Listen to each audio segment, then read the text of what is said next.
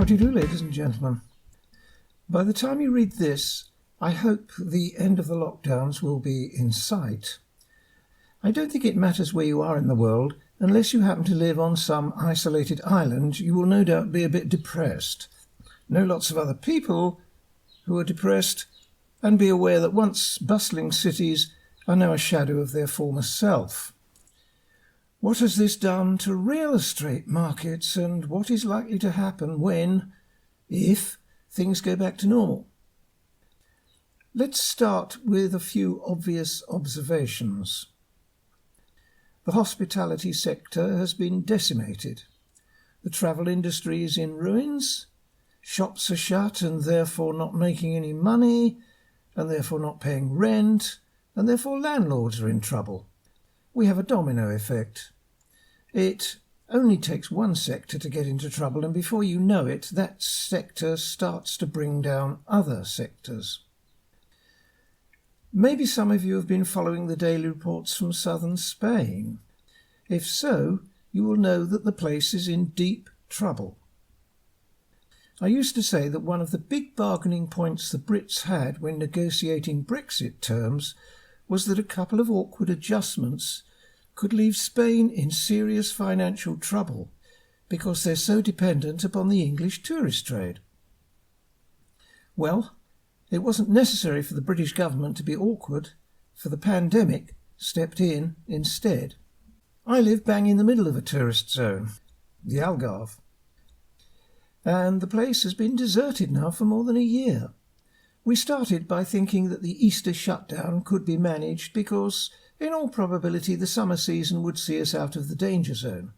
But of course, that was not to be. Then we thought things would be back to normal by Christmas. But instead, things got worse. It was about that time that the penny began to drop and people started to realise that the country was seriously down the pan. There was hope that the Easter holidays this year would see things reopen, but that now looks increasingly unlikely. That means the hospitality trade has so far had to cope with a 15-month shutdown, which may still extend further. For most businesses, that is not sustainable. For the general economy of a country, it means a large proportion of the population is either unemployed or being paid to do nothing. In short, the cost of these lockdowns is going to be vast. Let's go back to Spain for a moment. The country entered lockdown with somewhere in the region of 60%, that's 60% of those under 25, unemployed. What is the current figure? I dread to think. Let's take this a stage further. You're unable to run your own business for more than a year. Most people in that situation would throw in the towel. What's the domino effect here? You close your business. You end up sacking all your workers, so they're now on the dole. There aren't any other jobs to go to because no one is hiring. That means more and more people are claiming unemployment benefit.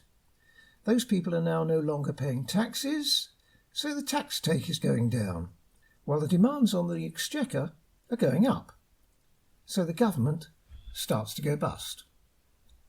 In the EU, the individual countries can't print their way out of this mess, and Brussels can't afford to rescue 27 countries that are going broke.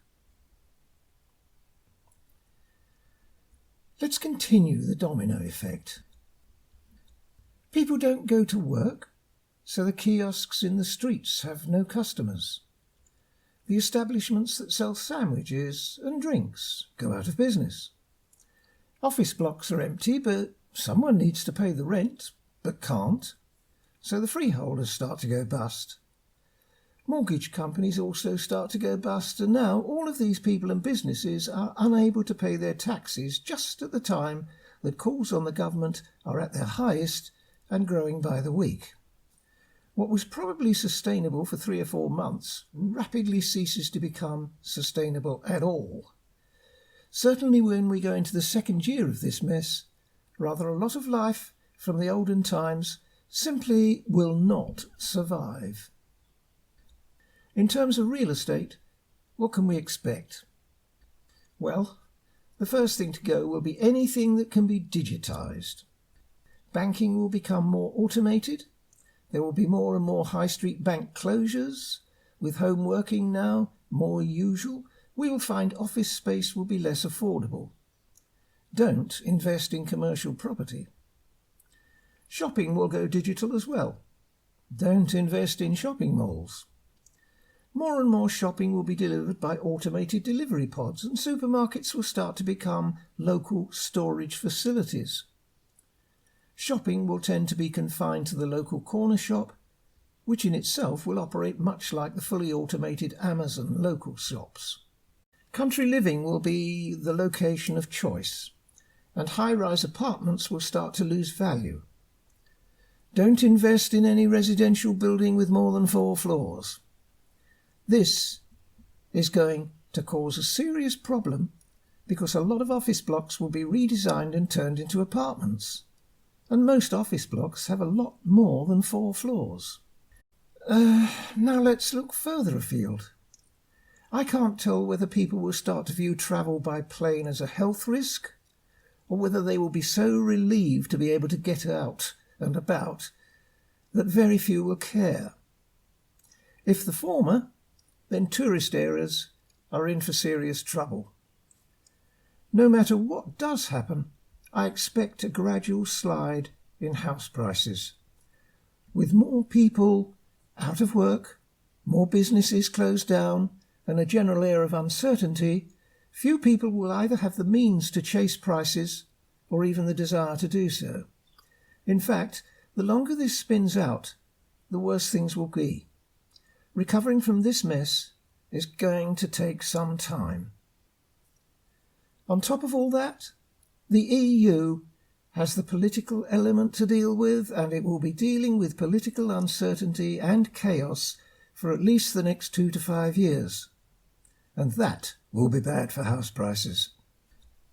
Indeed, in 5 years' time, how many current member states of the EU will still be members of the bloc?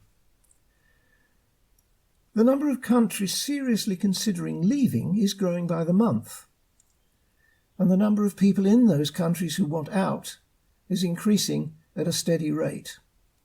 We are probably only weeks away from several countries having more people wanting their sovereignty back than wishing to stick with Brussels.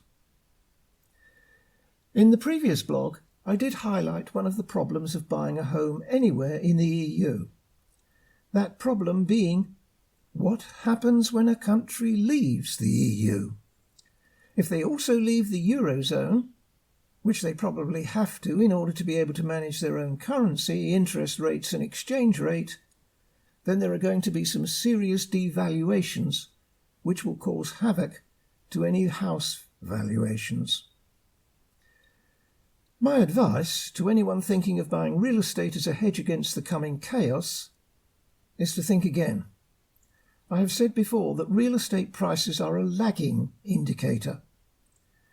Real estate is not exactly a liquid market, and therefore it takes time for prices and prejudices to work their way down the line. So, what is the best strategy? Well, I intend to stay on the sidelines and wait for various even worse scenarios across Europe, which will cause pockets of extremely low prices. I shall be ready to move in when the time is right. But that time is not now. Okay, that's it for this week. Do please like my blogs. It helps with the YouTube algorithm. And see you next week.